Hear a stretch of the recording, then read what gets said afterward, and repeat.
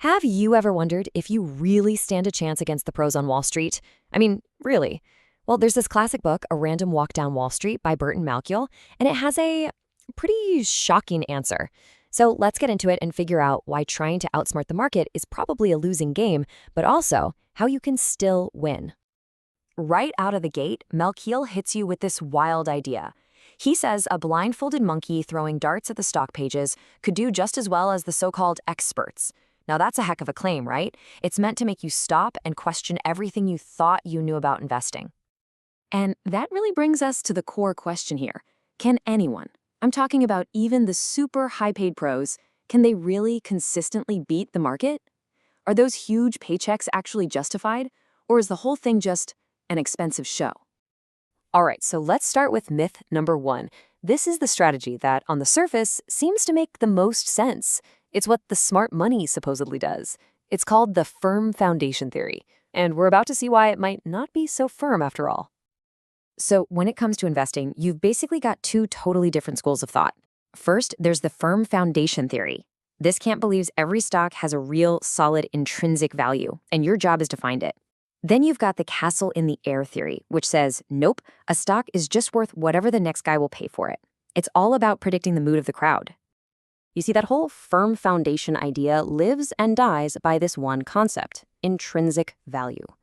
The theory is that if you're just smart enough, if you can crunch all the numbers and analyze all the reports, you can figure out the one true price of a stock. And I mean, look at how they supposedly do it.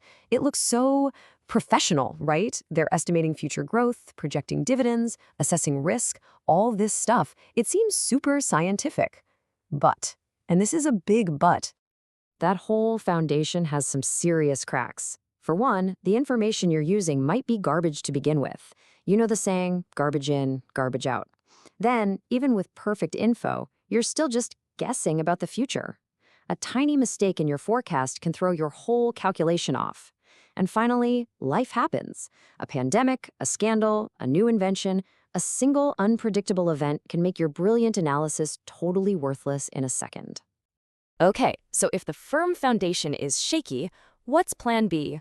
Well, that brings us to myth number two. Let's talk about the chart readers, the technicians, the people trying to build what Malkiel calls castles in the air. Now, these guys, they couldn't care less about intrinsic value. They throw all that out the window. For them, it's 100% about psychology. The goal isn't to figure out what a stock is actually worth, but to guess which stocks the crowd is going to get excited about next. You're basically trying to surf a wave of popular opinion. And this quote just nails it. Think of it like a weird beauty contest. Your job isn't to pick the face you think is the prettiest. Your job is to pick the face you think everybody else is going to vote for. It's not about your judgment, it's about guessing the crowd's judgment.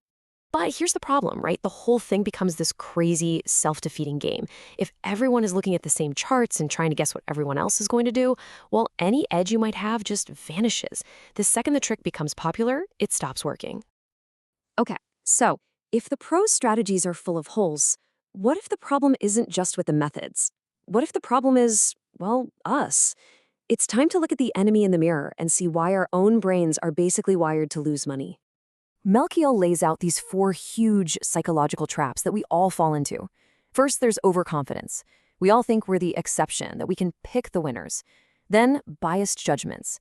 Our brains are desperate to see patterns, even in totally random noise. Of course, there's the herd mentality. It's so hard to resist buying when everyone's euphoric and selling when everyone's panicking. And then, maybe the biggest one of all, loss aversion. So let me ask you this. I've got a coin. Heads, you lose $100. Tails, you win 150. Do you take that bet? Think about it for a second. The odds are in your favor. The payout is way bigger than the risk. It's a logically great deal. But would you do it? Well, for most people, the answer is no. And the research is wild. It shows that the prize money has to get all the way up to around $250 before most people are willing to risk losing that 100. That's how irrational we are. The fear of losing is just so much more powerful than the joy of winning, and that single bias causes us to make terrible decisions. So, let's recap. The professional strategies don't seem to work, and our own brains are working against us. So what's really going on here? This brings us to the core idea of the entire book. the theory that explains everything. It's time we talk about the random walk. So, what is the random walk? Well, at its heart, it's the idea that stock price movements are completely unpredictable. What happens tomorrow has nothing to do with what happened today or yesterday. The market essentially has no memory. So trying to predict its next move based on the past is pointless. Now, this idea, which is also called the efficient market hypothesis, comes in a few different flavors. The weak form says past prices can't predict future ones, so goodbye technical analysis. The semi-strong form says all public information, news, reports, everything, is already baked into the price, so sorry fundamental analysis, you're out too. And then there's the strong form, which claims that even secret insider info is already reflected in the price. Now, while the strong form is debatable, most of the evidence suggests the market is at least semi-strong, which is bad news for both of our big myths. Okay, I know what you might be thinking. This sounds kind of depressing, right? If you can't outsmart the market, what's the point? Well, hold on, because this is where the good news comes in. This is where we get to the simple path to wealth. It's all about how to win by simply refusing to play Wall Street's losing game. Just look at this. This chart says it all. This is the knockout punch, really. If you had put 10 grand into a simple S&P 500 index fund back in 1969, by 2014, you would have ended up with over $250,000 more than the person who gave their money to an expert fund manager. The numbers don't lie. And that leads us to the big solution. It's so simple, it's almost frustrating. The secret is you get what you don't pay for. You win by avoiding the insane fees and the constant trading that just eats away at your returns. The winning move is to stop trying to be a hero, buy a cheap fund that tracks the whole market, and just let it be. And it really just comes down to following these 5 simple rules. First, know that to get more reward, you have to take on more risk. Second, time is your absolute best friend. The longer you hold, the lower your risk. Third, use dollar cost averaging. Just invest the same amount on a regular schedule, which forces you to buy more when prices are low. Fourth, you have to be honest with yourself about your own risk tolerance so you don't freak out and sell at the worst possible moment. And finally, just rebalance your portfolio once in a while to keep things on track. That's it. That's the whole playbook.